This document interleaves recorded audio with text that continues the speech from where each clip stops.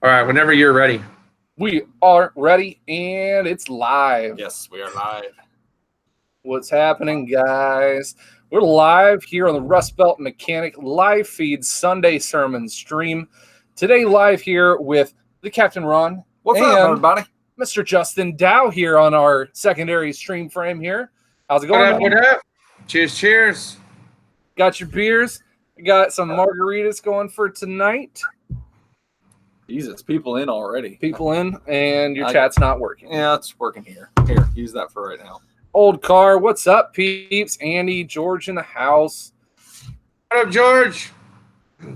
Nova Taz, what up, man?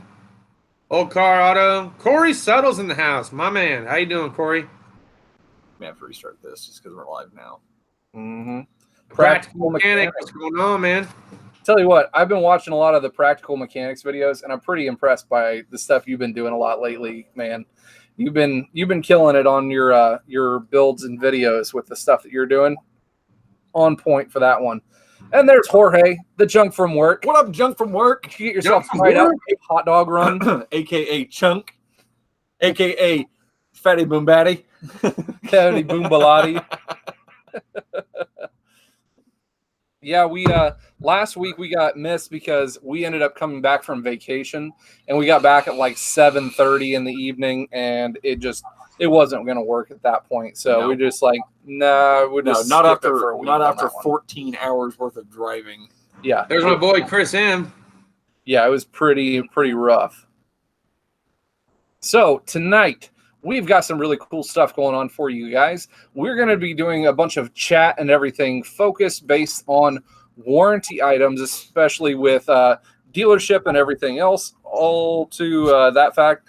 And on top of that, all of the donations from tonight. Speaking of donations, Old Car Auto Guy coming in with $10. Oh, yeah. Hey, there you go. So all of the donations that come through tonight are going to be going to the Dayton Tornado Disaster Relief Fund, the Salina Tornado Disaster Relief Fund, and the Dayton Food Bank. While I was on vacation, they ended up having a bunch of EF4 tornadoes come through the Dayton area, just north of us, just south of us. Our area was actually just fine, but there were some really low-end neighborhoods that got destroyed pretty badly. A couple of guys I know work at little shops down there. They're out of jobs. They don't have places to go. Matter of fact, your old shop got hit pretty hard. Yeah, the dealership that I used to work at down in Trotwood, they got hit bad enough to where they're pretty much going to have to demolition most of the dealership. So we're going to do every donation tonight is going to go to those relief funds. I'm going to split them out evenly, do a video on getting those to where they need to go for that one. There's 100 of these different little GoFundMe pages and everything like that, and I don't trust a whole lot of them. You've seen a whole lot of guys taking the money and running with this crap, so I don't trust handing money out like that to a lot of these online places. So I've got a couple of people who are involved in the disaster relief funds. Second donation of the night, Ninja Megs coming in with $10 donated. Thanks, buddy. Appreciate it, man. Bill Mac? Aiden coming in from Australia for $5. The Aussie. Aiden, nice. Heck yeah. So we'll go back through and remind you guys of that as new people come in throughout the evening. So back to the main subject that we wanted to get to tonight. We guys, technicians, we could talk till we're blue in the face about how warranty time screws us, and people that have all these aftermarket warranties, they don't want to pay this, pay that. Dealership techs, you guys get cut back 50%, but we all know that one. We could talk about that one forever, but what I wanted to bring up was the point of the warranties towards the customer's aspect of it. When you guys buy or are sold a car, it comes through and you guys are promised warranties, and say your dealership or the person selling you the car may not even know what they're selling you, but they're pushed to sell all these warranties. And we're going to go over a couple of the circumstances of what warranties actually will cover and how bad they could possibly be. But before then, Practical Mechanic coming in with $9.99 just to help people in need. Keep it up, guys. Novataz with $10, helping hands. And Justin Dow, our other guest speaker, $10 for tornado relief. Ooh, yeah, babies. Thanks, Justin. Yeah. Tonight's going to be a good night. We're going to get donated for this good fun, and we're going to get some other cool stuff in here as well. First off, Justin, I wanted to bring up your last video that you had just posted a couple hours ago. If people haven't seen that one, after this, you guys can go back and watch that one. But I want you to go in depth what you had talked to me and talked to that customer about when it came to their clutch and what they thought that might be covered under warranty. So it was my stepson's car, and he hit a patch of soft sand for an extended period of time. To what extent, I don't know. He doesn't know the footage that he had to travel. But he was trying to get through it, and it was slipping, and he was grabbing it, and he had half a clutch pedal pushed in, and he was riding the clutch basically to try to get through it. Mm-hmm. And smelled something smoky or whatever. Got to the house. I checked it out. When you accelerate or decelerate and you get the high RPMs, you can feel like a little lurch or whatever in it, like it was slipping. And I told him, I said, man, I checked the transmission mounts and engine mounts, and then I opened the access plate, and it looks like you kind of smoked the clutch. There's about a thin black powder underneath.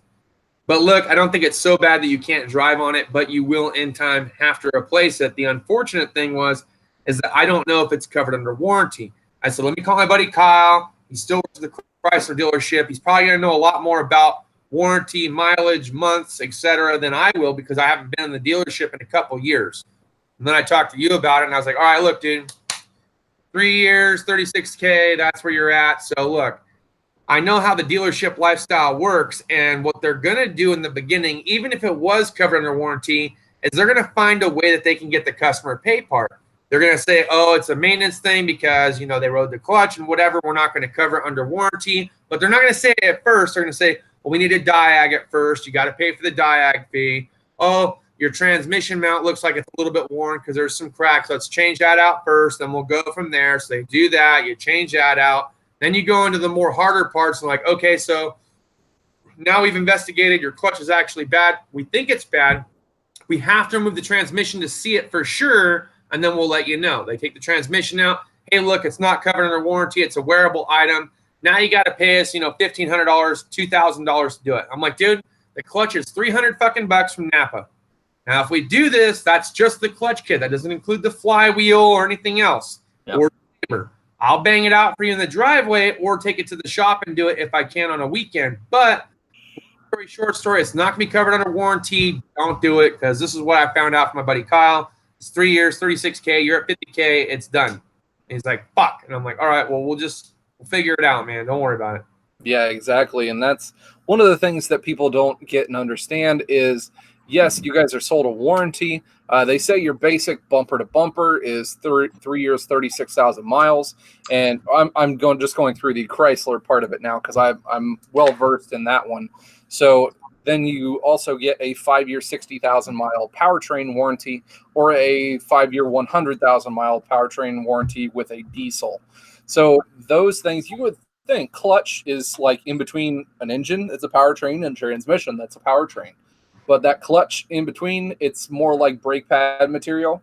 So it is considered a wearable item, that of which is only covered for a certain amount of mileage in that portion of it. So, a lot of people get screwed on that one. We don't see it very much just because a lot of manual transmissions don't come through our shop very often. Really. So we don't see it a lot. And on top of that, they've got other things like Justin was talking where, yeah, if we want to look at it, we need to verify this is the issue, because we get a lot of people that come in and said, yeah, my cousin uncle's stepson said that this thing needed this electrical component. Can you put it on? And we're like, well, we don't want to piss you off by, not getting the car fixed. We want to help you out and put the parts in. But at the same time, we don't want to have to, hose you over and then charge you diag later on when this part didn't fix it. Real quick interjection. Thank you, Corey Suttles, for the $20 donation toward the Tornado Relief Fund. Thanks, buddy. Corey. Awesome. Got the people coming in also with the trolley people. Yeah, it happens for that one. For you guys coming in and didn't understand or didn't hear earlier, all the donations from tonight's live stream are going to the Dayton Tornado Relief Fund, the Salina Tornado Relief Fund, and the Dayton Food Bank as well. We're going to be spreading those out evenly to those three. Let me ask you a question going back to the warranty stuff. When a customer comes in with a check engine light, covered under warranty or no? How does that work? Also depends on the mileage. Every time the service writer is supposed to give them the spiel of, hey, we need you to okay Diagnostic on this. Now, if it's under a 3-year, 36,000-mile thing, it's 99.9% of the time going to be covered on that one. So we really don't have to, worry about that one. So anytime after that, though, we have to let them know, yes, you still have powertrain warranty, but we'll have to verify what this issue actually is. Now, a lot of other small sensors, if there's, an ambient temp sensor, a trans sensor, something that's not mounted in perfectly like that, then it's not going to be a covered item. So you have to let them know that, hey, we're going to start off, and we don't go usually more than an hour of diagnostic time on on okaying these things. So we tell them we're going to look at it. It's going to be an hour of diag at worst to you. It might be covered under warranty, and we'll let you know exactly what the warranty and everything says at that point. Now, for software updates, let's say it's within 36K or outside of 36K, at what point are software updates available for under warranty? Do they still have to pay the diagnostic fee, or if it's a software update, is that all covered? How does it work when they come in with something like that? Also is very dependent on that one. So powertrain wise, if it's a PCM, powertrain control module, or trans control module, those are going to be covered under your powertrain warranty. The PCM and TCM are considered powertrain components. The PCM actually is even more of a warranty because that is considered an emissions part. Anything in the emissions portion of your car is covered through, I think, 770 or 680, one of the two. They switch between the two one of the years right in there. So those emissions based, they get covered for a little bit longer. Now, when it comes to also, there are usually some extended warranties that the manufacturers will put through also. And they will say, okay, we know of this issue and it's fixed by a software update. We're going to cover this issue through X amount of miles because, we know of this issue. That'll be coming out in what they usually call RRTs, rapid response transmittals, or recalls. Recalls are going to be covered for the life of the vehicle. They never stop. You could bring a car in like 15 years later. As long as there's parts available for those things, the recall is still to be honored. I'm glad you brought that up. Let's use the Takata airbag as an example. Now, let's say that the original owner sold it to so-and-so, who sold it to so-and-so. So-and-so has it, starts taking it to the dealer for service, finds out that the airbag recall hasn't been done, but he wasn't the original owner. Covered under warranty or no? Covered under warranty. The recalls do not matter how many owners. They go through 13 owners. They follow the VIN number. You could also take it to anyone at all, any dealership across the entire country, and it would be covered at that point. Another thing that I had a question about was if they did bring it in, and let's say that whatever repair that's being done is covered under warranty based off of year and mileage, do they still have to pay some kind of premium for initial checkout, or is that waived once it's covered under warranty? Once it's covered under warranty, that would be waived. If it is covered under, different issues like that, then it would be waived at that point. Because see, the dealership that I worked at in Yucca Valley, they said no one car ever comes in without paying something. So every single car that comes in, whether it's covered under warranty or not, they charge a minimum 1 hour. Once that 1 hour has lapsed and they've diagged the car, if it's covered under warranty, then the warranty, labor, repairs, and everything else, or further diagnostics is covered, but everybody pays for the initial hour. No, that's not how it works where we're at. That's good. Yeah, Ohio still needing the best. We're in the area of the country where, it's not a really lush neighborhood where everybody's able to afford all of these fees and everything too. So we work with a lot of warranty companies, a lot of other smaller shops and individual, owners. They actually turn away aftermarket warranties and these extended warranty companies because sometimes they are kind of a pain in the butt to work with. Now, because of that, we try to work with as many as we can to try to keep the business there and keep it local as well. These people can't be affording, $100, $200 deductibles on absolutely everything, or diagnostic fees for that amount if we have to dig into any point like that. So we try to find out and try to work with the customer as much as we can to, get them figured out. All right, there's some fucking weirdo troll coming in. Yeah, I'm sorry. I'm not talking. That's cool. I'm trying to power train it. I'm sitting here freaking knocking them out as quick as I can. Yeah, I've got some people working on it too. So I'll say make Jerry Montehio a blue wrench. I would say make Practical Mechanic a blue wrench. Junk from work, if he's in here making a blue wrench, the more blue wrench, waiting on him to mitigate the amount of trolls. Yeah, I'm working on it. Time him out. What up, Jerry? Mm-hmm. Oh, Dorito and the Lucha Cabre. Gotta make him a fucking blue wrench for sure. Lucha Cabre.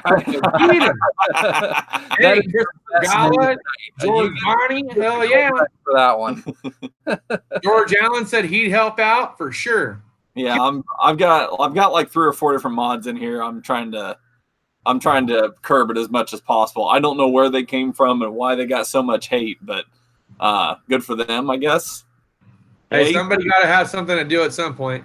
Yeah, I guess so. I mean, everybody needs a hobby, I guess. That's right. Well, yeah. So moving on to that portion of the subject, something else that we get brought up a lot when it comes to warranty troubles in the dealership is they come in and they think that your brakes are going to be covered under the 3 years, 36,000 mile coverage. And as far as most of the brake system, yes, that is true. But as far as rotors and pads, they are not, unless they are a manufacturer's defect. And when I'm talking about a manufacturer's defect, that means like the pad material comes off of the backing, or the rotor like just separates and comes apart from random reason with a caliper or something along those lines. Let me bring something else up too, and you can please feel free to add to it. Something else that also happened to my stepson's car, and we had to learn it the hard way. I was assuming that because I know from a dealer life, something is better than no money, even if it's covered under warranty. You know what I'm saying? Mm-hmm. I said, dude, you got to take it to the dealer. It might be dealership specific. It was brand new. It was 2017 when he bought it. I hadn't been in the dealership, but it was still 2017 going into 2018. I said, you need to go back there, have him check it out. This crackhead was underneath his car, split his fuel filler hose to huff the fumes, and passed out under his car. So he was there to have it checked out. I already told him, I said, tell him that you already know what the hell happened and see if they'll cover it.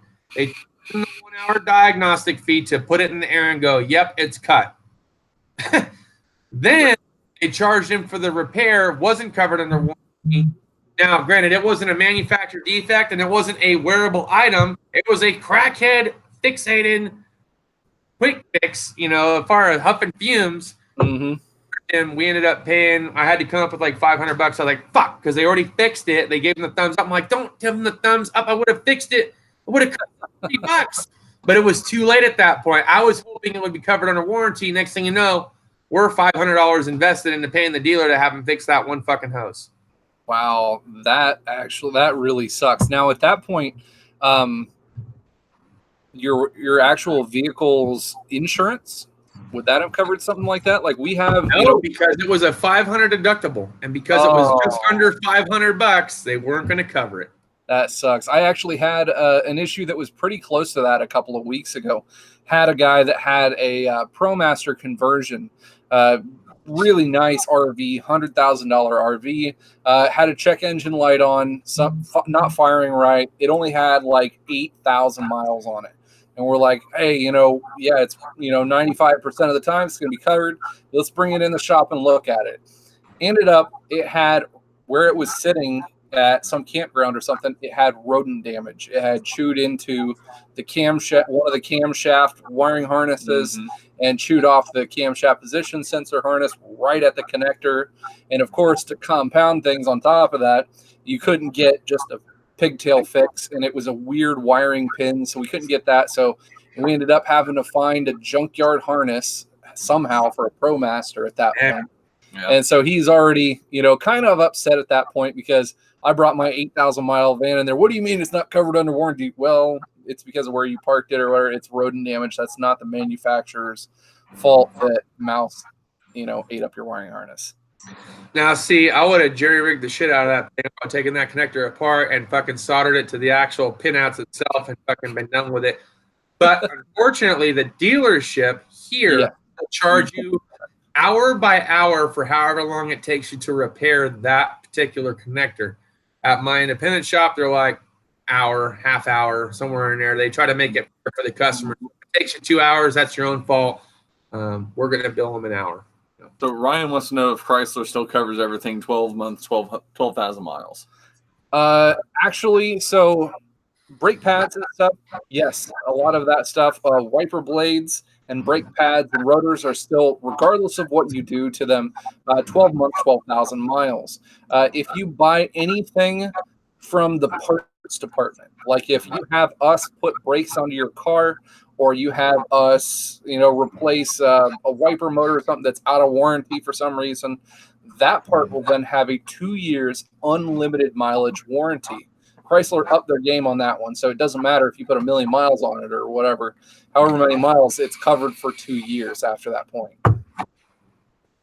So I thought that was pretty cool. Mm-hmm. I was saying there was another thing that I was thinking about too. Let's talk about used car as is vehicle purchasing with a limited bumper-to-bumper warranty. Because, when you buy a used car, they try to sell you the extended warranty, a certain amount of mileage. But when you buy a used car, say you're buying it at $60K, and they're saying it's an as-is purchase, but you can buy the extended warranty. What is the extended warranty actually covering up to $100K? Also, that one is a very wide spectrum question when it comes to our dealership, because we sell probably 4 or 5, 6 different kinds of warranties. So it all depends on how much money you want to spend. Everything up to like the top of the line warranty. If you're buying a vehicle used, say with $60K, and it's a Chrysler vehicle, you can buy a Chrysler Max Care warranty with it.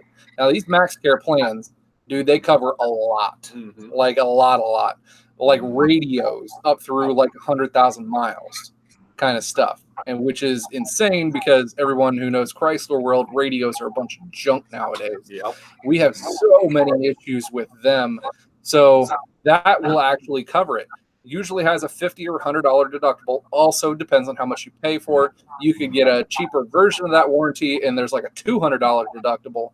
But for the amount of times that you might or might not use it, also depends on the vehicle that you buy. If you buy say a diesel truck with, that many miles or stuff, you might actually get more use out of that warranty and find out, I had a DEF issue, injector go bad. I had bad DEF and this went bad. So, you might get more use out of that one. The warranty might cost you more as well because it's a diesel, but at the same time, you might get better use out of that one. Okay, professional versus personal. I'm sorry, I have one more that's on the top of my head. I got to spill it out. Buddy. Bring it. Take over the stream. I got questions, man, and you guys know the answer. For Justin Dow takeover. Okay, so shit. Well, now I forgot what the fuck it was. All right, go ahead, keep talking. I'll think about it again. All right. Well, in the meantime, what's up, 410 Auto Tech? How's it going? Just as a reminder for you guys that just came in, all donations today through Super Chat are going to go towards the tornado relief for here in Dayton, Ohio. For those of you guys who don't remember or didn't hear about it, we had a bunch of tornadoes that came through right over Memorial Day, right when we left on vacation. Didn't hit us or hit anything up around where we are, but just north of us and just south of us down into Dayton, they had quite a bit of extensive damage. A lot of EF3, EF4 tornadoes came through and did some pretty bad widespread damage to some very, we'll call it low-income areas. Some of the food banks are running out of food. They need money for that. They need people to help with, the people who are displaced and stuff. Animal shelters. Really all kinds of stuff. So if you guys want to donate, the donations today, like I said, are not going to Rust Belt, they're going to be going straight through Rust Belt to the food shelters, to the other places to help people in need. Thank you for sharing. You the man. Came in with $20 donated. Thank you, sir. Thanks, man. I appreciate it. Yeah. Lindsay, which is Ron's wife, she actually works down in one of the hardest hit areas down in Dayton in a little neighborhood called Trotwood.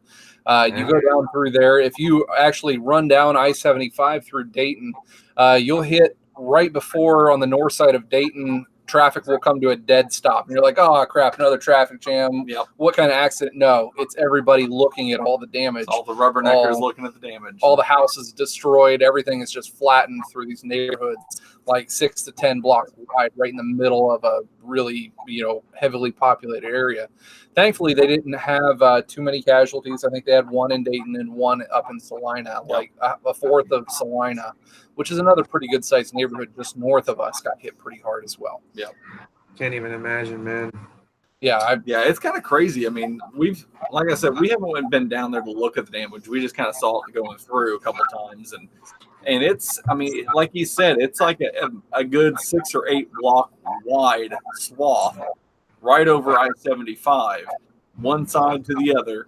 And there was a hotel that was there. And it's like, leveled. It's pretty much leveled. I mean, it's ripped up, it's torn up. There's concrete. So like the hotel rooms, when you're on like second, third, and fourth floor, they have the concrete wall, so you can look out over the parking lot and stuff. There were sections of those missing. I mean, that's like a foot wide piece of concrete and steel that's just torn out and gone.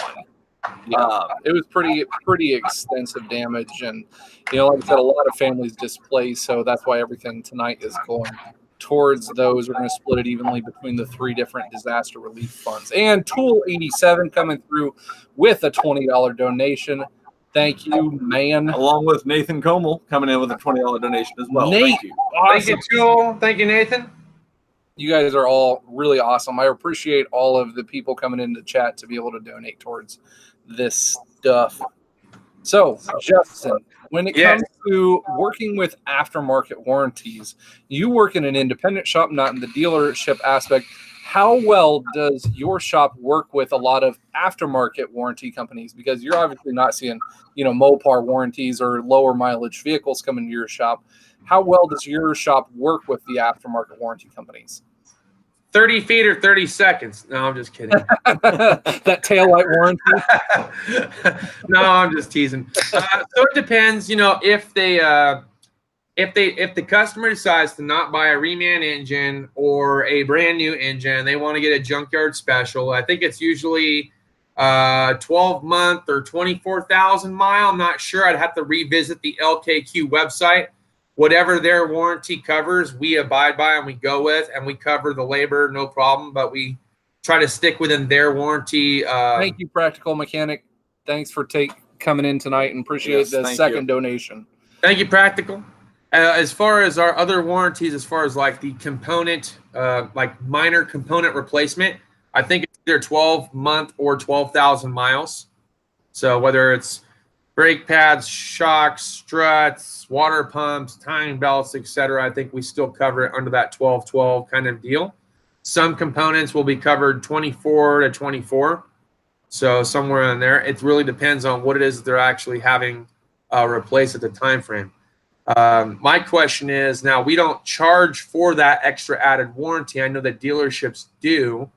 In your professional opinion, as well as your personal opinion, would you or have you ever purchased any extended warranty option on cars that you've bought in the past, or would you if you were to buy a new car? I'm thinking that's probably the main question for tonight. That is a very good question. I didn't even think about that one. As far as vehicles that me personally have bought, and me as a dealership mechanic, I look at warranty as like, wow, that's a big old waste of money. Yeah. But I have purchased one extended warranty through a vehicle. We actually own a 2017 Charger that my wife drives, and I purchased a warranty with that one. Prior to this vehicle, we owned a 14 Chrysler 200, and we'll say my wife, she's a pretty good driver, but she doesn't know the distance between the wheels and the curb very well. So she kind of destroyed a couple of wheels, maybe a tire in there. I think I had those wheels fixed or replaced like 2 or 3 times, a tire once or twice, one of those kind of things. So when we got the Charger, they had a really good deal on a wheel and tire package warranty.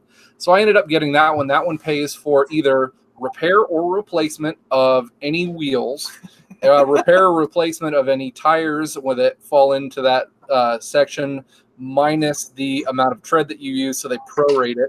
They also cover keys and key fobs that you might have destroyed or dropped in water or lost as well. So that has been a pretty cool warranty. And of course, right after we purchased this warranty, she magically figured out where the curb was at.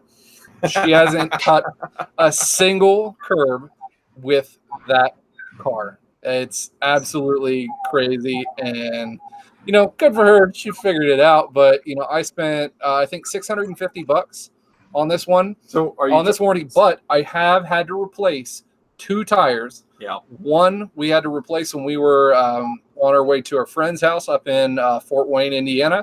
Stopped at a dealership there. They said, "Hey, you hit like a big road spike or something like that, and it killed the side of the tire." Replace it, no problem. And then literally 3 blocks from the dealership, she hit something. It was one of those big wavy joiner nails. Went through the tire, ripped a good slash on that one. Yep. They didn't ask too many questions on that. Replaced that tire also. So the warranty is pretty much close to paying for itself at this point. Yeah. So you would agree that it's Chaka, thank you for the $2 donation. Yes, Thanks, bud. Yes, thank you, Chaka. And I have 2 questions real quick. One, are you saying that you want her to hit more curbs? Is that what you're trying to say? I mean, you want to feel like you get your money's worth. And 2, LB7 said the telemarketers keep calling him to try to buy an extended warranty on his 02 Dirty Max. They did the same thing for my 13 Kia. I used to get calls on that thing all the time as well.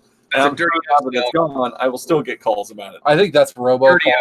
Based on it doesn't matter what vehicle you have forever. I had a company call me, ask me if I wanted to add to my extended warranty option on the Mariner, and it was a fucking spam call. They just wanted the extra money to be shifted through the person that I had the loan out from or the dealership that I bought it from. And I was like, oh, you. Yeah, it's one more important topic here. Maintenance record. Is it true if you get your oil change done somewhere else outside of the dealer or do it yourself, first, do you have to maintain a receipt of record? And second, if you don't maintain a receipt of record and you don't have proof, are you no longer covered under warranty? Now, see, that is an area where people also don't realize that it's a lot of the discretion of the dealership that you're working at. A lot of dealerships have ways around that, and they're able to Goodwill certain things if people aren't covered, aren't really, questioning this kind of stuff. But at the same time, if the vehicle comes in with 30,000 miles, engine is locked up, and you pull the dipstick and there's no oil in it, no sign of leaks or anything like that, then at that point you're kind of questioning. And if for some reason it's a good customer, they're really nice about it. They might have 1 or 2 oil change receipts. Maybe they can't come up with all of them. We're more likely to Goodwill or help those people along. Now, for the guys that come in with like 50,000 miles on their truck, they don't have a single oil change receipt. They said they always change it by themselves. There's a rod through the side of the block. There's no oil in it. There's no leaks. And he is just throwing up a big old shitstorm about how shitty your dealership is. Didn't we have... At that point, you are pretty much saying, well, you come up with oil change receipts and proof of maintenance records, or we're not going to be helping you out with this today because manufacturer specifies that you have to do oil changes every so often to be able to have your warranty covered. Didn't we have this specific thing come up at our dealership? Oh, we've had it multiple times. I know of at least one time with like a ProMaster or or wasn't a box truck or something like that. Yeah, it was a Ram ProMaster we had that had 60,000 miles on it. The guy brought it in. You go to crank it over, no compression. I ended up pulling a valve cover. It's got a snap chain, no oil in the motor, no leaks, nothing like that. They could come up with one single oil change receipt for 60,000 miles. And he called just throwing the biggest shitstorm every single day. He dropped it off to us on a weekend, and we had a full schedule, pulled out for that next week. So we tried to fit it in when we can, but a busy dealership, you can't fit things in that just get dropped off at the drop of a dime.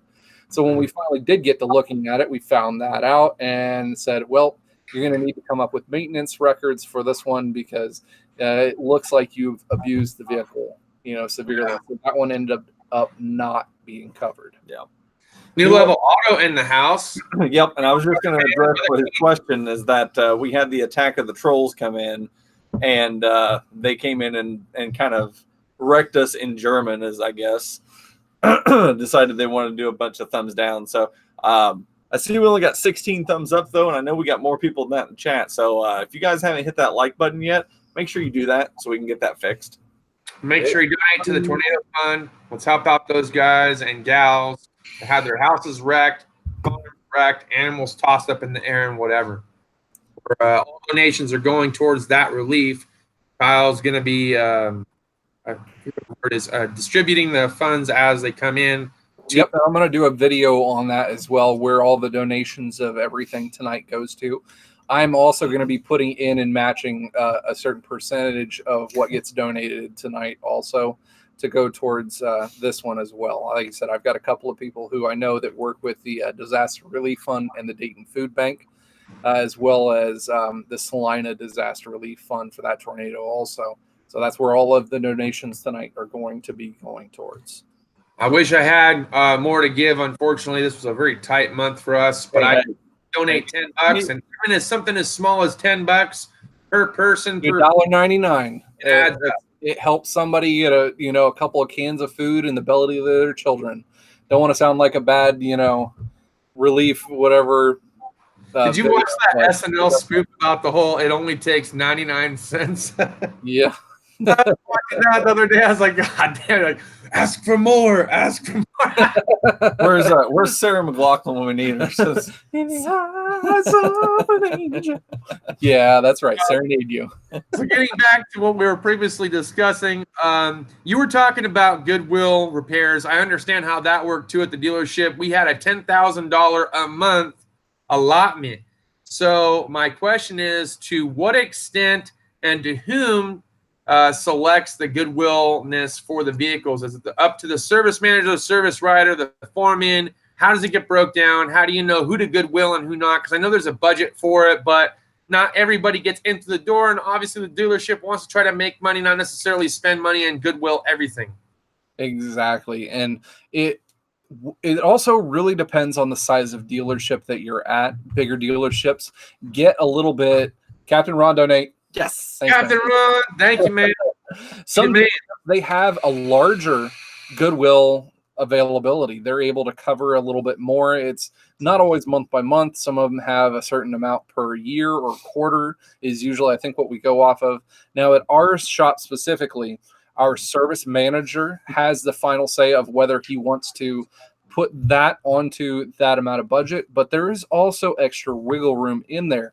If the service manager has possibly already used his Goodwill warranty and is able to, justify what they spent that Goodwill on, and then they also might have someone else that has a really, like you're 100 miles over warranty and you've got a really big issue, Chrysler would deny it.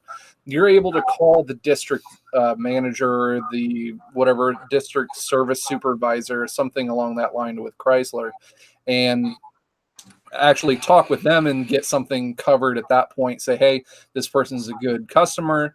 They've got this issue. They haven't put it off forever. They show maintenance records. Will Chrysler cover this? And 9 times out of 10, it's usually a yes. Even if it's a couple $1,000 repair, they usually are pretty good on that one. Now we have this thing in California, and I don't know if you have it in Ohio, that's called the BAR, the Bureau of Automotive Representatives. And what happens is if a customer is upset or they're not completely content. Thank you, Andy. We appreciate the $20. Thanks, Andy. They come into play when the customer is upset or not happy with a repair, or they don't have money for a repair. Now, I've seen this on two different sides. I've seen it at the dealership level. I've seen it at the independent shop level.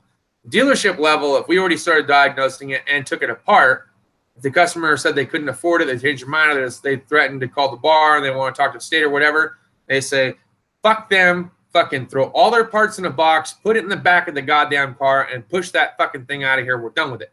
Independent shop, we can't do that. We end up putting everything back together just the way that it was. They can call the bar program, the state, from our shop. They can communicate with them. We will not release the vehicle to them until that we have gotten a confirmation from the bar of whether or not we can or cannot, and until they either pay the original diagnostic or repair fee. Now, at a certain stopping point, of course, that's where it stops, but we always try to make sure the vehicle's intact before we push it back out because of liability and everything else. And, of course, we have to make sure that we fall within compliance with the bar. Do you guys have to follow that too, or do you guys shove it out the door if the customer decides to not be compliant? Now, here in the state of Ohio, we don't really have anything of the bar. I've heard of that in quite a few different states. We have a Better Business Bureau. I'm sure that's pretty much everywhere, but they're pretty big and encompassing here in Ohio. You're able to go to them. They're able to put fines, I guess, on certain non-complying places along that area. But here in Ohio, they have a lot of weird lawyer laws and lawyer regulations. Whenever a customer, I guess, lawyers up is how they want to put that thing, where the customer will say, oh, if you guys don't get this fixed right now, my attorney's going to be down and, to talk to you about this, or lemon law this or lemon law that. Yeah. Immediately, the service writer, if they're talking to them on the phone at that time, they're like, all right, thank you, sir. We're going to put your car outside. You guys can have the vehicle back at this point. When we get this resolved legally, we will either move forward or you can have your car back in whatever status the law specifies for us to do. So it could be come back together, or it could be in pieces. Yeah, whatever the law or the lawyer tells us to do at that point, we don't want to cause any more issue or any more chaos with the car at that point. If they are saying that, oh, I'm getting my lawyer involved, hands up, we're off the case, because you have already pretty much stated your intent at that point that you pretty much aren't going to be paying anything. You don't want to pay, or you want this done that can't be done. Yep. Chrysler might get involved with the customer. They might still converse back and forth if it's like a factory warranty or a possible factory warranty issue. But us as the dealership pretty much put our hands in the air, say we're not going to be dealing with this anymore. We can't talk to you anymore until we hear back from you. If you are saying that you are contacting your attorney, once we hear back from our attorney and tells us what to do specifically, car goes outside, keys go in the lockbox, and whatever happens at that point is what happens. If they want their car back, they have to pay for whatever work is completed up to that point. But until that point, we're not going to be touching it again. Now, I have a question. Considering that I've not seen this firsthand yet, if that happens, just for our, in our shop, do we still get time for that, correct? The dealership is pretty much going to be eating that time, but yes. Oh no. Us as technicians, our dealership's very good. They take care of the technicians, even if they end up getting screwed by whatever warranty company, or they get backlogged because of something that was done. Paperwork wasn't filed right, something stupid like that. They'll still take care of the technician. They won't back flag for stupid issues like that. Gotcha. Now, as far as, the customer initially came in and okayed the diagnostic to be able to do this and take this apart, we're going to pay you that time regardless of whether the customer wigs out and doesn't pay their bill or something along those lines. But it very, very rarely happens around here. Right. That's why I was asking, because it's something that I personally haven't seen in the time that I've been there, I don't think. So what I've seen at the dealership when I was there was what was called or referred to as 0-0 time. So you had so much 0-0 time that you were allotted throughout the month. So if a customer came back and you weren't the original one working on it, but you had to go back and refix the repair and you were worried about time, you had up to, I think it was like 8 to 12 hours of 0-0 time that you could effectively put down on your flag ticket, 0-0. And they would bill you for whatever timestamp you had on and off. In the independent shop, the real world of things, you eat it. You eat whatever it is. Now, the independent might pay you, okay, a certain amount of hours based on that repair, but realistically, it just basically goes back to hourly. You're just going to get the hourly wage because you were working on it, repairing it, and the whole shop essentially eats it as a whole for the shop. But the dealership kind of previously accounted for this. That's why they gave you so much 0-0 time, which has to go through the Chrysler manufacturer plant. They have to agree to it. You have to show like what it was that you did and how you fixed it. You had to show flag time and etc. And they are very, very particular on that one. That's one of the other reasons why I don't know, if I owned my own shop or had an independent shop of my own, that's where you're putting away for, your rainy day funds or for your shop supplies or something along those lines in the video that I did before of what, shops do with their shop supplies fund. That would go into that fund of, when you're getting screwed over and, by the time of a customer not wanting to pay. But as far as I know what you're talking about, 00 time, they used to have that one a lot in the Chrysler world. Nowadays, it's changed quite a bit. To get pre-authorized where Chrysler won't really worry about it or backflag you only have about an hour of 00 time to be able to work with. Whether you do extended diagnostics, something that takes a little bit more time, that still has to be okayed by a service manager, has to okay the amount of time that is there that you're putting in.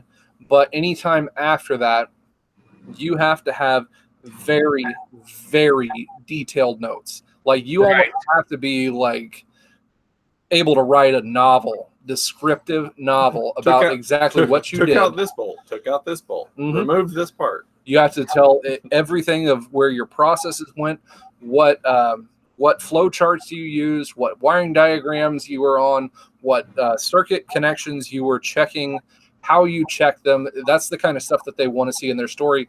And having a story like that is the only way that Chrysler will not fight back to the dealership about how much time was given. Now, we'll just say for putting this one out there, customer comes in with a wiper motor not working. It's covered under a 3-year, 36,000 mile warranty. But as you know, wiper motors aren't just turn a switch on and direct power to the motor and it's done. No, the switch goes to a LIN bus circuit. That goes to the body control module. Body control module talks to the PCM. PCM puts the output to the wiper motor and that actuates it. Somewhere in the line, you end up going through, the wiper motor's not getting power. You go back to the PCM. PCM's not putting it out.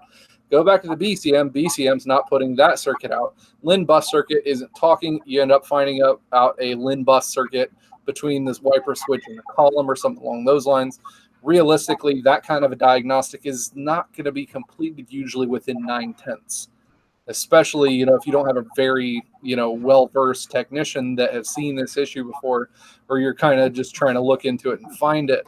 So you have to have those punch times. You have to tell what code was in it. You have to tell, where you went to look and what process you went through in finding out what this code was for.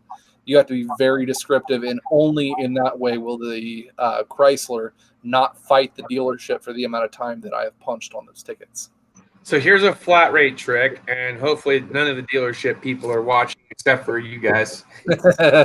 So what we would do, now this is you probably should never do this, okay, kind of thing. We had our shop foreman. He would go through and let's take the Jeep Wrangler left-hand cylinder head as an example.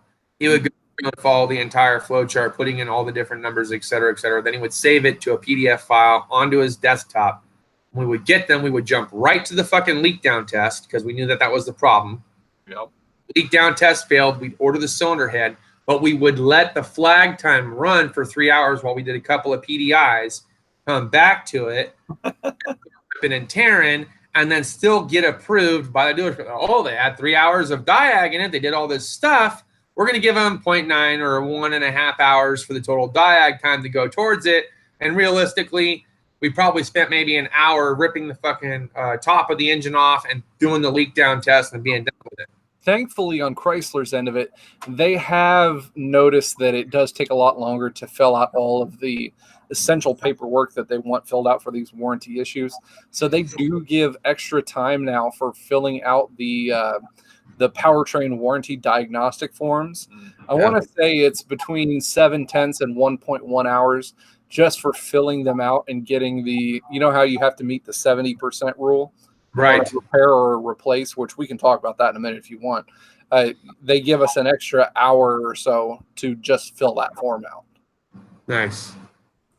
So that's nice there. Now, what we're talking about 70% wise, when a vehicle comes in with like a powertrain warranty issue, vehicle's got like 20,000 miles, it's shifted like junk. You check the fluid is like toasted, burnt, and you're like, crap, man, the trans has got a major issue on the inside.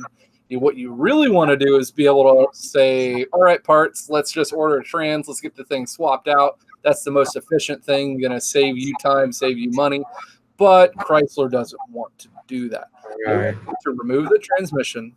They want you to take the transmission apart in 300 pieces. They want you to take photos of every single failed component or things that were, failed because of, whatever happened, overheated, clutches, seals that you'll have to replace to put it back together, pretty much. So that's crazy. You'll go to the parts department and you'll get a quote on every single one of those parts that it takes to fully fix, fully repair, or rebuild this transmission. And then you put it on a list. You also have to get a quote on a remanufactured transmission from Chrysler also. And then as long as the parts and labor total on the repair side of it does not exceed 70% of what a full unit costs, then you have to repair or rebuild that unit. That's how they're trying to save a little bit of money. It sucks for us as technicians. Because I've had once or twice before where it hits like 65% and I can't put anything else on it. And you're like, well, looks like I got to rebuild a nag transmission. Sweet. Fuck. That's where you take the clutch and you start rubbing it back and forth against the grinding wheel. I'm going to take it from this break. Everybody else, please donate. We're trying to help out the Tornado Fund. Kyle, Captain Ron, Jay down in the house. We're here to answer your questions about warranty. We've talked about a lot of different stuff tonight, but if you have specific questions, bring it up in the comments. Let Kyle, Captain Ron, and myself know what your questions are, because I know there's got to be a lot of people out there that are like, hey, I've got this problem. What the hell can I do about it? And let's get it going and, throw those donations. Help out. Any warranty questions at all. So speaking of warranty questions, there was one a little bit earlier that we didn't get, that you guys were talking, we didn't get a chance to talk about. Somebody wanted to know if you got your extended warranty on your toolbox. That is something that I wanted to bring up in reference to the tornadoes and things that happened, was the amount of insurance and coverage that you have on your shop tools, shop supplies. Especially, I was going to ask you that, Justin, being that you work at an independent shop. Here at our dealership, through each different section of the dealership, they have obviously insurance on the building and insurance. He's not even there. We have insurance on our tool, on the shop as a whole. And then we go in through if something happens, which at our dealership about 5 or 6 years ago, we had a fire happen at our dealership and it destroyed a lot of stuff. It damaged a lot of our tools. Real quick, thanks Novataz for the $5. Enjoy your stream. Hope it goes well, man. Thanks, buddy. But as far as insurance on our tools and toolboxes, the shop itself had an insurance claim amount of up to $250,000, I believe, and that was able to cover all of the shop supplies, the shop equipment, and any vehicles that were in the shop. So the things that we have to realize is when these major things occur, if we have $80,000 vehicles sitting in our shop at the time, that's what that insurance goes to pay for first. Yep.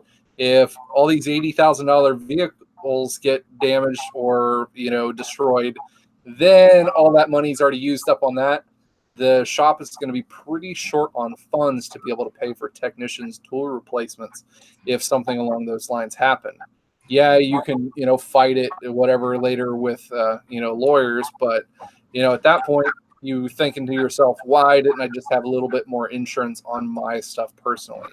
So that would be my question to you, Justin, whether you had any extra insurance on your stuff, or do you just rely on the insurance the shop has for your tools? Real quick, thank you, Nova Taz, for the $5 donation. As far as tool insurance is concerned and how that works, as far as everything was stolen or lost or whatever or damaged, no. The technician eats the entire cost. Oh, The dealership, they wanted us to take pictures, photographs, and list everything we had and put it on a thumb drive and give to them. Now, they never said whether or not they were going to cover it. Maintenance man, maintenance man. Neil, thank you very much for the $20 donation. It's appreciated. It's going to help somebody out in a huge way. But no, at the dealership, they would have us take pictures, photographs, even a video panoramic, like a toolbox tour, if you will. Toolbox tours are the best ways to give the thumb drive over to your boss, and your boss would put it in the desk. And then if something got stolen, they'd be like, well, we'll help you to recuperate like 50% of the cost, but they weren't going to cover the whole thing. Now, at the independent shop, anything that's left unlocked, locked, doesn't matter. If it's fucking gone, it's gone. That's it. You're eating it as the mechanic or the tech. That's just the way it is in the independent world. It'd be no different than if you owned your own business, decided to put a toolbox, your car, whatever, a customer's car inside of a thing, and next thing you know, you left it, you come back in, someone broke in, stole their car, stole your tools, you're left high and dry. That's why you got lawyers and insurance, and you're hoping to God you can cover at least their property because you're going to be sued for that, and then hopefully you can regain some of your property. Same thing. Now, here's the issue that I had run into looking for individual insurance for my stuff at the dealership.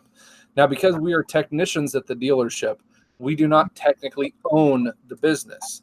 We are, I guess, subcontracted employees that work for flat rate work at the dealership. Correct. So Correct. A lot of your homeowner's insurance will not apply. Your individual coverage insurance will not apply. It has to be very specific insurance that only a very few amount of companies actually supply. There are a couple of them online that do offer, technicians or over-the-road guys insurance. But if you look into what they actually are covering, they only usually cover up to $40,000 or $50,000 worth of tools. Now, when you start adding up a big toolbox like mine, or if somebody like Jim's was in a dealership, JRC, you imagine how much a $50,000 would pay? Yeah, probably like maybe just the box. Yeah, exactly. It would not be able to be covered.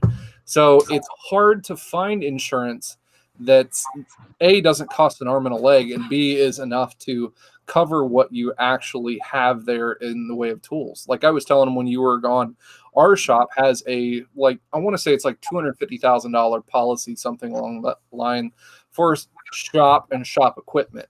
Now that will also cover any vehicles that are also inside the shop at the time the incident happens. So if there's a bunch of $80,000 vehicles in the shop, that eats away at that fund really quick. So just out of curiosity, since you guys had the fire, ways back, how many customer vehicles were actually in there at that time? There were 6 customer vehicles in there. Only one got officially totaled because it was sitting closest to the flames. Our shop didn't get totally destroyed, but smoke damage and heat damage to that one car was very, very severe.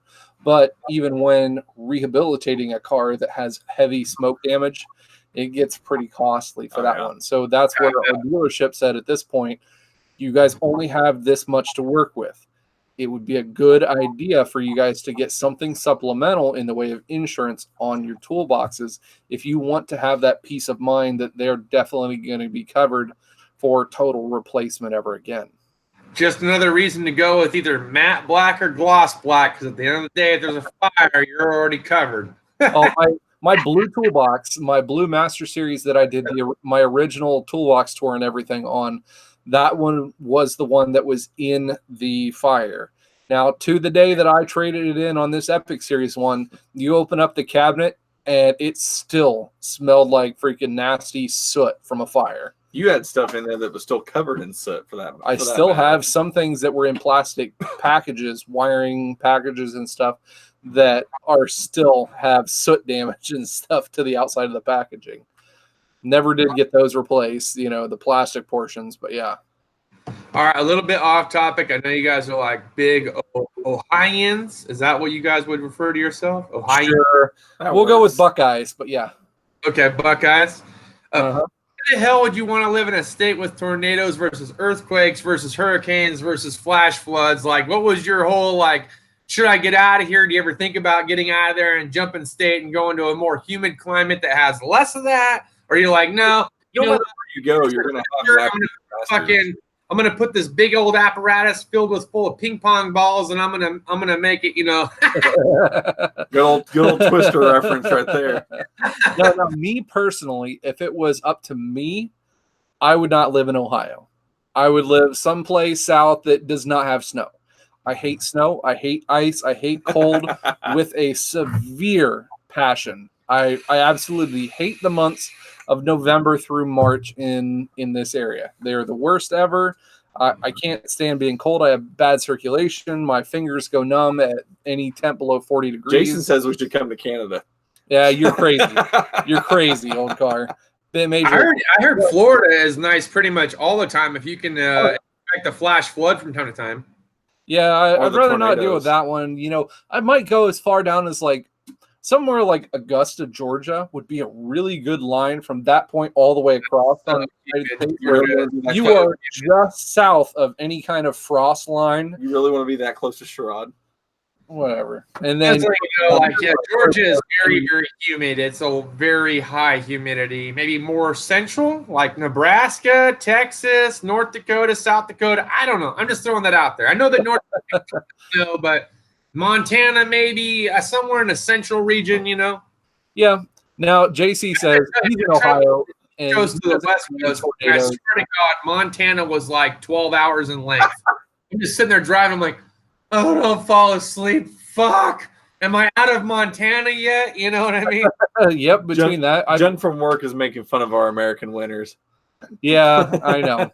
And I'm not bashing that at all. We do not have severe winters at all. I just hate cold. I don't like. I would never, ever, ever think about living in Canada or traveling to Canada for any portion of, we'll say, October through June. I would not do it. I don't like the cold. In June, don't they? That's why I said anytime October. No thanks. Now, he was saying that in Ohio they don't get many tornadoes. Ohio is very weird. The eastern portion of the state is very close to like the West Virginia mountains. Gets pretty big up on the hills. On the western portion where we live, it's right on the edge of what the U.S. calls Tornado Valley, which is eastern Ohio, western Indiana, goes down towards Oklahoma, Texas, southern Kansas, Arkansas. Iowa. There's just this one big swoop of how the jet stream turns, and then from the southern jet stream from the ocean Tornado comes Alley. through. It's just Tornado Alley. Xenia, which is about 35-40 minutes away from here, is one of the hardest hit tornado towns in the entire country. Probably once every 2 or 3 years they have a major tornado hit that town or somewhere close to it. There was a major one in like the late 70s, 80s that had like 7 tornadoes that almost flattened the entire town altogether. It was horrendous. And it's just how the landscape is, I guess, on the eastern part of Ohio. We get quite a few tornadoes around here. Like every time we have severe weather, somewhere in our area there's a tornado. Yep. It just takes everything out. Mm-hmm. It just, if you look at some of the damage footage, just look up, Dayton tornadoes, and you'll see how damaged it makes even the biggest, concrete buildings. These EF4 tornadoes, when they were coming through at 140 mile an hour winds consistent, and they just sit there going 7 miles an hour. I'm pretty sure I saw a picture from this last tornado of a piece of wood that was through a concrete curb. Oh yeah, throws these 2x4s in through concrete walls. It's nuts to see. Now, the last incident that I ever was a part of that was on the East Coast was Katrina. And I didn't have money at the time frame to help out, but what I did do was I had enough money from a signing bonus that I got. I went out and I bought a chainsaw, and I literally went from house to house, and I cut up every single tree because I was from Oregon, and I was used to doing firewood. So I would go to the house and I would free of charge cut up all their freaking trees. This is why it's killer important that we do this live stream and talk about not just warranty work and repairs for you guys that are just now buying new cars or used cars, but we're trying to help out the betterment of the Dayton, Ohio, who got hit hard by the tornadoes. Kyle's on top of it. Ron's on top of it. They're trying to help formulate funds to help redistribute back to the people that are having a hard time, whether it was food, fixing their houses, or getting people to come out there and delimb trees that went into their houses. I mean, it's killer important. Yeah. So here's another question I have. Even a dollar, but $5 would be better. $10 is even better. And you guys know how it goes. Whatever you can afford. Look, I was able to donate 10. I wish I could donate more. And Ron, he donated some money too. I think it was like $5 or $10. Just donate what you can afford. Help out. Yeah. It's every little bit counts. It doesn't matter how much you donate or anything like that. It's just the amount of, if you can, $1 or $2 helps, and that goes towards this cause. Even my wife, she just commented in the chat. She said, I worked at a relief center last week, and a man kissed her on the cheek and told her that she was an angel because she donated size 3 diapers. Just, so many people lost their entire world, when that came through. So, just thank you for 10 auto. We appreciate it. Just sorry to help out everything, and thank you for 10. So going back to our cool. I'm sorry, I didn't mean it. That's so cool that your wife's out there helping out with the relief. That's cool. Yeah. Well, like we said earlier, I mean, she works right there in an area where it actually got hit pretty hard. Luckily, she works for the Girl Scouts, and her building didn't get damaged, and it's kind of surprising that it didn't, because where her building is surrounded by a bunch of trees. Literally 3 blocks from where she works is where it's flattened. Whole neighborhood was flattened. Yeah. And the biggest thing they had was they had a couple trees that fell down, but nothing really damaged the building at all. So they were, they had to go in, they had to get power back on, assess what damage they did have, which was just, from wind and stuff like that. But other than that, they were able to get back in after a week of getting, things cleaned up, and then start working towards, helping the communities as much as they could.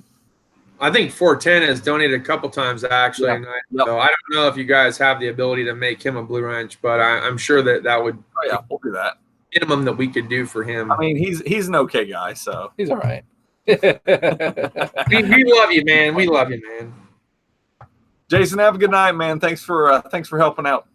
Thanks, Jason. Going on towards, I've got one more thing I want to cover, and then I want to give something away afterwards for the guys that are still here in the stream, still hanging out with us. The question I had for you was, if you do any side work, I'm sure you do here and there for family or anything like that, what kind of warranty do you put on your side work? Now, I know family and whatnot. Yeah, come over, I'll help you out and all that kind of stuff. But for people that you don't know isn't family, what kind of warranty do you put on the work that you do on the side? So for me, this is how I do it. Friends, family, acquaintances, doesn't matter. As long as the part is covered under warranty, usually I'm pretty cool about just banging it out. Thank you very much, Aiden. We appreciate it. Eden, thanks for the second donation, buddy. If as long as the part is still covered under warranty and they can recoup that by going to the auto parts house and getting another one or whatever while I do the work. Look, man, I don't know. Get me a pack of beer and some cigarettes and we're cool. At the beginning, if it's friends, family, etc., it depends on to what extent I've had to help them out so far. I tried to put my stepson and my sister-in-law on the same path because they always have trouble trying to come up with money when vehicle repairs come up. I said, look, it's not hard. When you get paid, don't even think about it. Go down to O'Reilly's, because that's where I buy my parts from, or Napa. Get you a $25 gift card. Bring that. Thank you, JC. No, baby, Daddy's talking inside. Thanks, JC. I appreciate it. Appreciate it. Inside.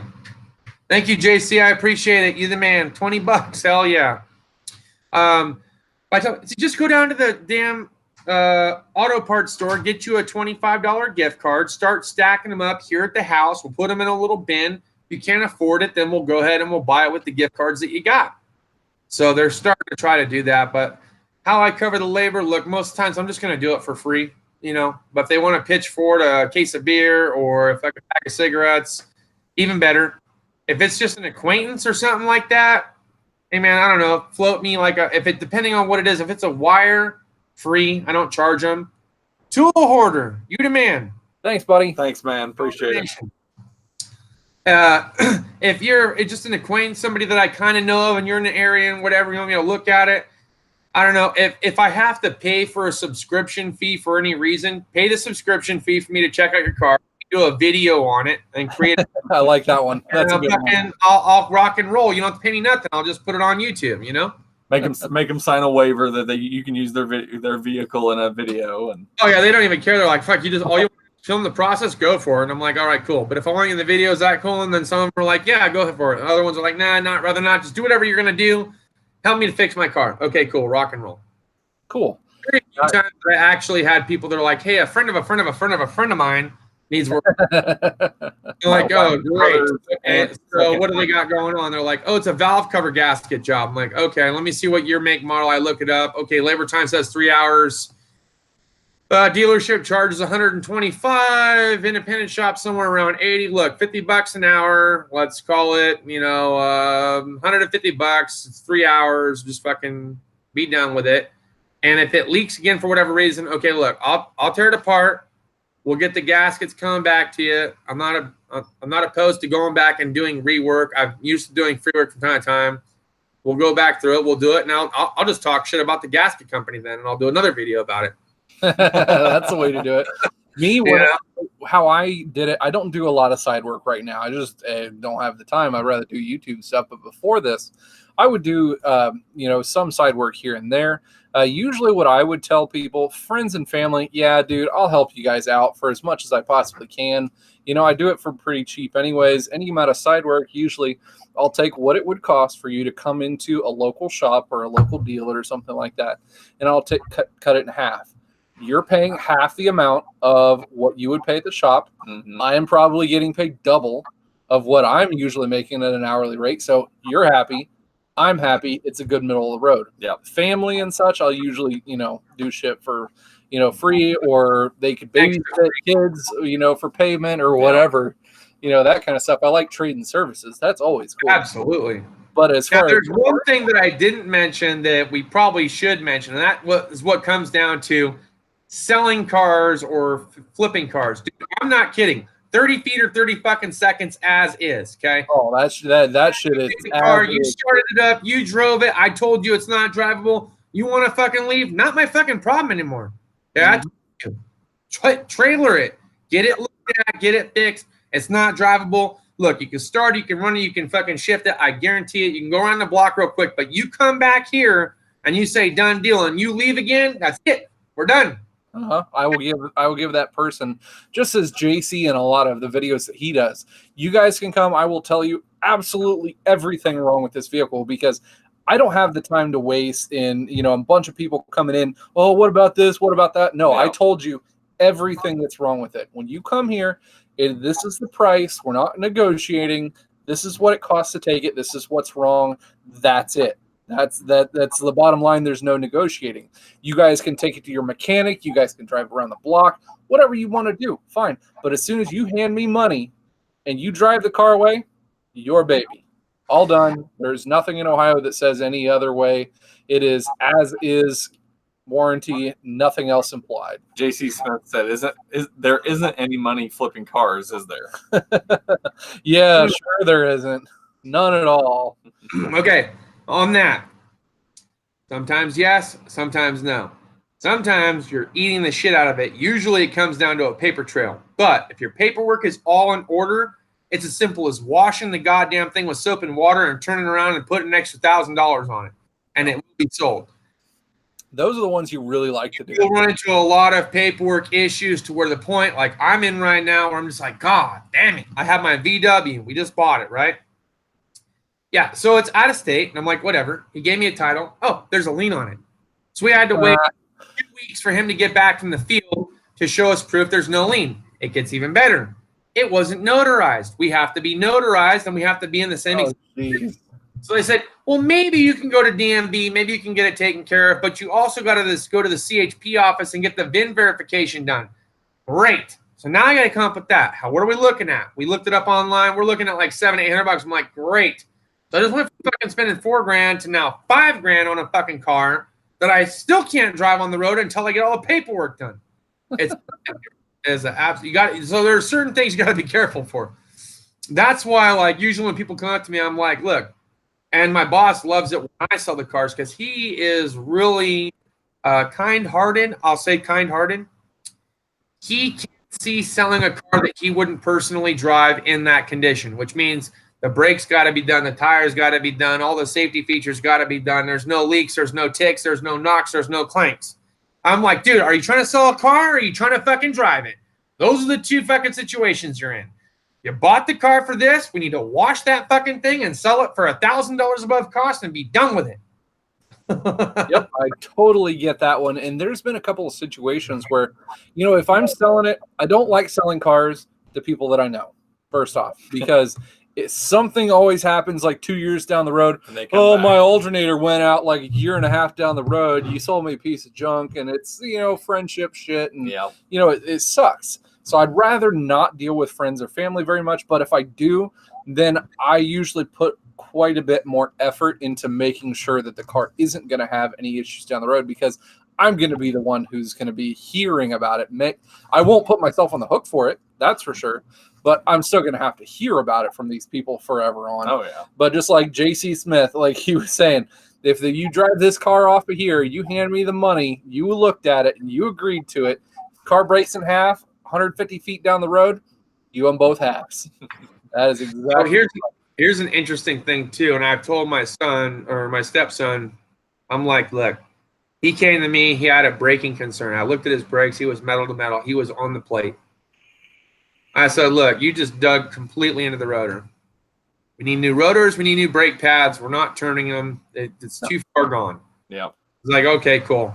He's like, how much? I'm like, that's like $200. I don't have $200. I'm like, all right, dude, look, it's $40 for the fucking brake pads. If we pad slap it, I'm not saying we should, but if we pad slap it, you might get 6 months, maybe a year, depending on how you drive with the brake pads. All right, let's do that because I can do that. So I pad slapped it. Well, it's been 7 months, and he's down to 4 millimeters, so he's pretty close to being due again. I'm like, all right, so now we should probably consider it. And now all of a sudden, it's save up, or did he use? All right, so now we got to do your clutch, and I got to do your fucking brakes. Look, I help you out with half of it, but I don't always have money. So you got to come up with at least $250 because I'm sure it's going to cost us $500 between the clutch, the flywheel, and your fucking brake pads and rotors. Just come up with $250. Okay, I can do that. So I'm waiting for that to happen. So I told him, I said, give me 6 weeks. That'll be enough time for me to kind of catch up because I got bills too. And that'll give you enough time to catch up and get $250 to him. So life lessons, man. Life lessons. Exactly. JC says, I point out all the flaws. I even write them on a bill of sale, not required by law, but it's easier. It's easier that John Q. Public doesn't conveniently or doesn't. Yeah, they don't see those I things. can't word tonight. Yeah. Exactly. So he's gonna get. Wait, before we go. No. We're not going anywhere. We're not going anywhere. You left. Oh, okay. I just want to make sure. I thought you guys were getting ready to get off. I'm like, wait. I got in your dealership. When customers get mad, do they threaten to go to Yelp and leave a bad review? All the time. More than likely, it's usually they don't threaten it. They go to Facebook. Oh, no. And if we see the stuff on Facebook, immediately that's almost as bad to our management side as somebody saying, I'm going to get my lawyer involved. Oh, yeah. Well, if you said this to this many people, you obviously don't want us working on your car. So you either pay us for what we did or we're pushing it out and you can take it. So now we have fired at least a dozen customers in the 12 months. And there was only one occasion that I recall. This is how it went. This is why I'm like, I wanted to bring this up. She came in. She was so nice. She was lovey-dovey. She said, you guys are amazing. You're incredible. Thank you so much for fixing my car, etc. That next night, she went on a Yelp and she said, worst fucking customer service ever. Overcharged parts, overcharged labor. I don't believe I should have been charged this. We fired her as a customer. She came back in for her oil change at 3,000 miles. We said, nope, bye. Okay, so now we're to the point where we're pretty close to the end of the stream. I am going to do one last giveaway as a thank you for you guys to making all of your donations throughout the night. It has been an amazing point seeing all of the guys in here donating towards the tornado disaster relief funds here in Dayton and Salina. It's going to be a really great donation for that one. I'm going to make a really awesome video being able to show what you guys were able to give on that one. And to say thank you, as you guys know, me, Ron, and JRC54 started our little venture called toolheadscrate.com. So I am going to be giving away one of this next month's Toolheads crates for you guys. Sweet. So right now in the comments, we're going to start this for how many minutes? 5. 5 minutes. You put exclamation point crate. CRATE. Exclamation point crate. And that gets you in Not to the drawing. Not points. Not points. We're not doing point stuff tonight. No, not point stuff tonight. Exclamation point crate Although to be able to win a free Toolheads crate. If you are, I'm a bastard. I totally fucking put exclamation mark crate. I can fix that. Hey, why not, man? I'm on the street too. Get him out of there. He's in, whatever. And if you guys already are part of the Toolheads crate, I will give you 1 month for free on your already subscription. If you guys are a part of the Toolheads crate, thank you. Thank you for being continued supporting members also, of the Toolheads the crate. other thing is tonight is the night, so a lot of our computer stuff and everything is done through a third-party website. So timing-wise and everything has to be put in by midnight tonight. So as soon as this stream is over, I need you guys to either email me at therustbeltmechanic@gmail.com or message me over on Instagram to where I can get you a coupon code for getting that free crate, or I can go over to your account and credit you a free crate for this next month also. So that's going to be a free George crate says if for you Justin guys. wins, I get his prize. I'm cool with that. Just remind me. All right. Since he was the first person to say it, I'm going to agree to it. So, George Allen, if I win, I will give it to you. And only George, because George was the first person to request it. Sorry, guys. And if you guys haven't checked out Toolheads Crate yet, make sure you guys go over and check it out. It's TOOLHEADZCRATE.com. That's a lot of letters. It is a lot of letters, so I'm going to be nice and put it in the chat. But make sure you guys go over and check out our website. We're going to be doing quite a few updates here over the next month or so. The crates are getting better and better every single month. We're on our 4th month now. We've got a little bit of extra inventory, so we're going to be posting some of those extra things from the previous months. If you like items that were in previous crates, shirts, or if you broke them, or if you junk from work, break them, also they'll be able to be there for purchase. Also coming up here in the next, a week or so. It depends on how long it takes Captain Ron to do it. I'm waiting on numbers from you now. Yep. Question. I've had this question before. Maybe some guys are in the comments right now. We have gone to the website, and I say we because a handful of subscribers have emailed me and let me know what was going on. But apparently, you can only get the Zolox hand washing cream in a small size container. They no longer sell it in bulk, or they don't currently. No. So here's the thing with Zolex. If you go to their website, you can get a sample packet, which is I think it's like an ounce or something. That's like half of what you get out of there, and it's in a little packet, and it's 99 cents, and they'll sell you one if you want to try it out. Obviously, if you're a Toolheads Crate member, you've already tried it out because you guys got a 2-ounce bottle. They do sell 4-ounce bottles of it. Plus, they also sell even bigger supplies, plus hand dispensers if you want to get I think they keep it most places you have the hand pumps where you can get the Mopar hand wash stuff. You can get one of those through them as well, and you can use it just like a refillable machine to do that. So they do have it available. It is on their website. Yeah, so if you go over to their website, just type in Zolex hand cream and Google, and you'll find it. But they have all the stuff over there. Matter of fact, we had one person show it off to their company, and they switched from what they were using over to that stuff. And I'll tell you what, compared to our Mopar stuff that we have at work, it works freaking awesome. it is freaking awesome. I'll admit, like that I was will wash something that my was hands great. at the end of the night, and I'll still have like black splotches of like grease and grime on it. I'll come home and I take like maybe a dime size worth of the Zolex hand cleaner and get my hands wet and scrub them down, and within 30 seconds they are sparkly clean. Yeah, it's some really good stuff. True story. I agree. I wasn't sure about it at first. It kind of smelled a little bit funkalicious. It felt like I was rubbing my hands in mud. But I'll tell you what, every little bit of diesel, grease, and everything else I had on my arms and hands off in seconds. And I didn't have to use that much. 2 fingers. I know, right? Right? You dip it in. That's the only way to do it. Good to go. Perfect. Yeah. Now before you do that, giveaway is coming to an end. Yeah. Also, if you guys are interested in getting any more of that Zolex hand cleaner, make sure you check out the crate that was there. Look at the typed letter that we put in. There is a coupon code in the letter for your first purchase through Toolhead's Crate that you can go in and you can get, I think it's like 10% off your first purchase from there. So if you like the stuff and you order a big batch of it, you can get 10% off through the coupon code that we put in the crate. Yep, exactly.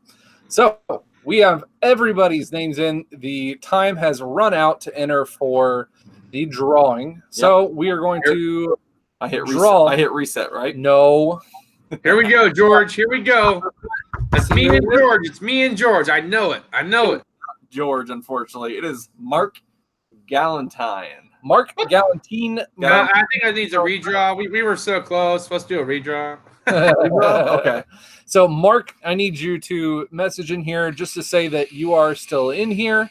Pretty please put some kind of comment in there. Oh, yeah, he left an hour ago, I think. I'm pretty sure. If he doesn't respond in a couple minutes, we will re-roll it. So I know he left. He was like, bye. Bye.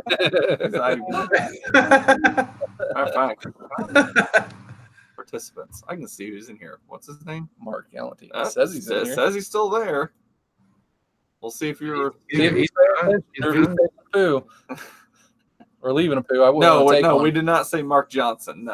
No, not that one, Mark. Sorry, buddy.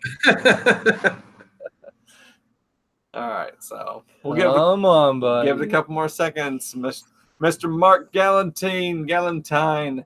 1, 2, 3. Oh shit! Oh, too bad.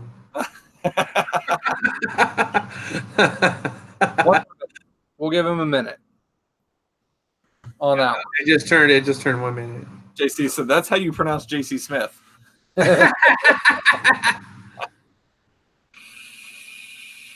So out of you guys on here, I know we've seen Junk from Work's rendition of the Toolheads crates, and between him and the Greek mechanic, dude, I don't think I've seen any better reviews on the internet of anything. Yes, aside from there he is. All right, Mark, you need to make sure you message Rust Belt Mechanic over at his email address, which is therustbeltmechanic@gmail.com, or hit him up on Instagram. Make sure that you let him know, and if you are a subscribing member of Toolheads Crate, then we can get you a discount code for that. If not, then we need to get your email address so we can send you a coupon code so you can sign up and get your free crate. Congratulations, Mark. Yes. Thanks, buddy. And thank you. Pretty sure it's spam, but it's whatever. Thank you to everybody else here in the chat tonight who has donated towards everything with the tornado disaster relief funds for the Dayton tornadoes, Salina tornadoes. Hey, if you guys can do me a solid, check out the maintenance man. He's in the chats right now. He's got a small channel, but he's upcoming and growing. He's doing a phenomenal job. Now, he doesn't do exactly what it is that we do.